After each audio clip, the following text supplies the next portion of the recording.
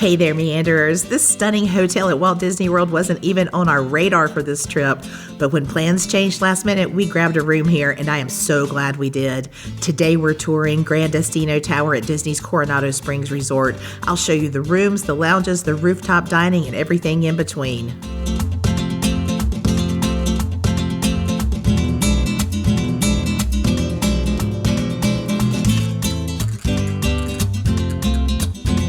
I'm Ashley, a Gen X Disney fan who's been visiting since the 1970s. And if you're new here, welcome to Magical Meanders. Big shout out to my friend Brandy who helped me book this trip at the last minute. She's magic like that. I'll put her contact info in the comments in case you're looking for a travel advisor.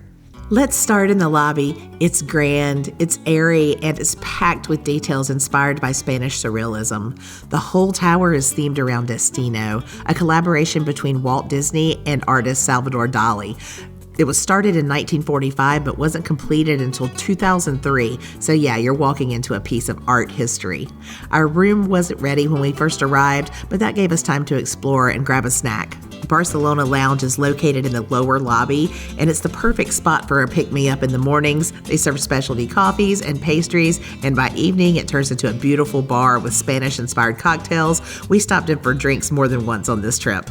Fun fact, this huge stained glass backdrop for the bar was completed by hand by an artist, and it was brought in here all in one piece. It's also home to one of the biggest hidden Mickeys on property. Can you see it? Now, we booked a standard view room and had a view of the parking lot, but even from there, we could see EPCOT, Spaceship Earth, and Hollywood Studios, Tower of Terror in the distance. The room itself was sleek and modern with lots of outlets, USB ports, and a great bathroom layout. I love how Disney has been designing their newest resort rooms, functional, but still super stylish.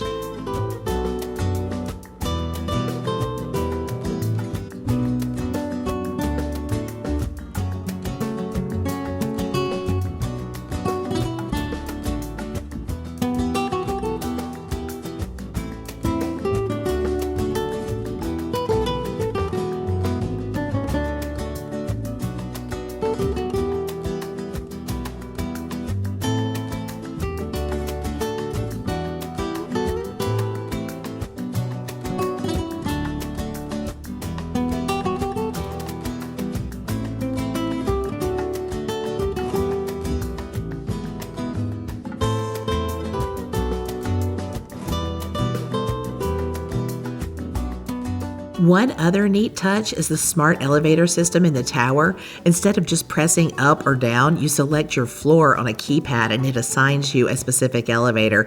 It was smooth, fast, and a little futuristic, another detail that made the tower feel more deluxe than a typical moderate resort. One of the biggest perks of staying at Gran Destino Tower is the proximity to Three Bridges Bar and Grill. It's a fan favorite, and now I know why. We started with the roasted corn dip, which was phenomenal. Creamy, cheesy, and full of flavor. I would 10 out of 10 recommend it. We pretty much inhaled it. It's only shareable if you're willing. I ordered the crispy chicken wings, and they were cooked perfectly, crispy on the outside, juicy inside, with just a little warmth, but not overly spicy. My husband had the ahi tuna salad. The tuna was marinated beautifully and super fresh.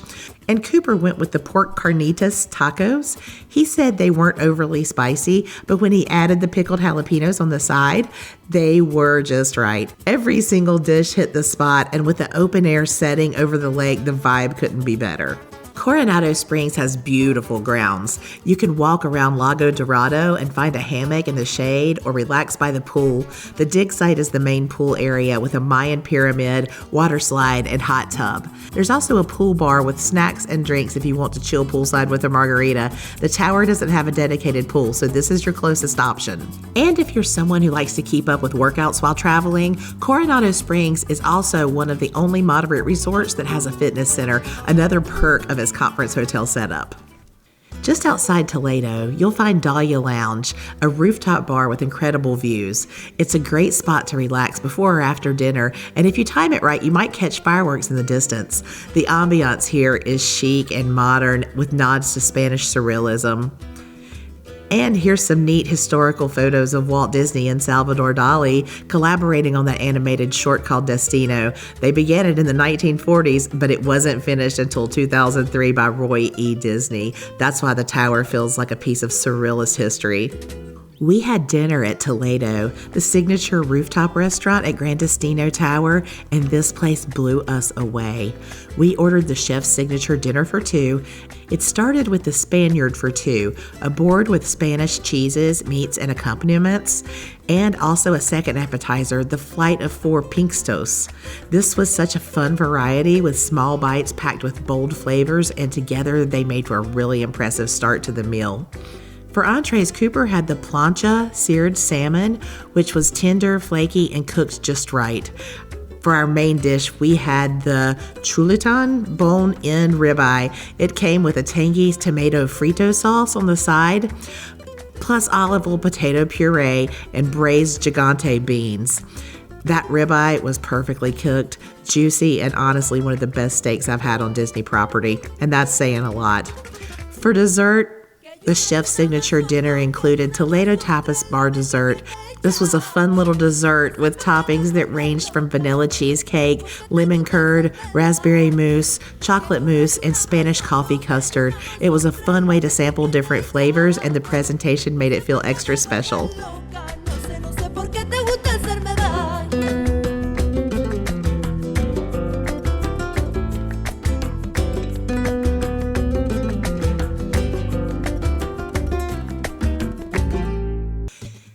This resort really surprised me. Gran Destino Tower feels elegant and adult-friendly, but still welcoming.